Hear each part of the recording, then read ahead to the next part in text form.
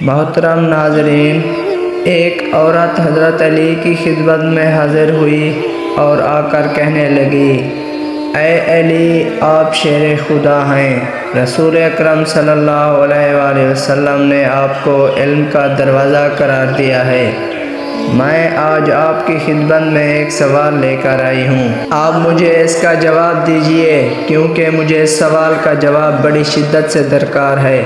حضرت علی نے فرمایا، اے عورت، وقتاً مجھے اللہ کے رسول صلی اللہ علیہ وسلم نے، میرے تایا زاد بھائی نے باقاعدہ یہ بات کہی ہے کہ میں علم کا دروازہ ہوں۔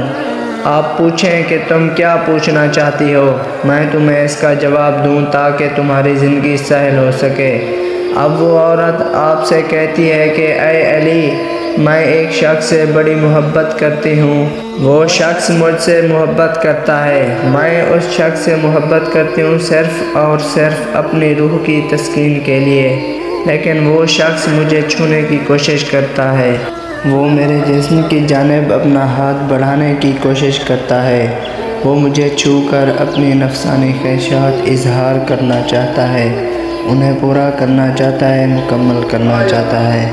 اے علی، میں پوچھنا یہ چاہتی ہوں کہ کیا وہ میرے جسم کو اگر چھو لے، اگر وہ اپنی نفسانی خواہش کو پورا کر لے، اگر وہ اپنے نفس کی بھوک مٹا لے، تو کیا یہ جائز ہے؟ کیا میں اس کے ساتھ اپنے جسم کو شیئر کر سکتی ہوں؟ کیا ہم دونوں آپس میں مباشرت کر سکتے ہیں بغیر شادی کے؟ جب حضرت علی سے یہ پوچھا گیا تو حضرت علی نے فرمایا، اے عورت، محبت وہ ہوتی ہے جس محبت کے اندر انسان دوسرے انسان کی عزت کرے۔ ادب پہلا قرینہ ہے۔ محبت کے قرینوں میں اگر کوئی کسی سے محبت کرتا ہے تو سب سے پہلے اس کی عزت کرتا ہے۔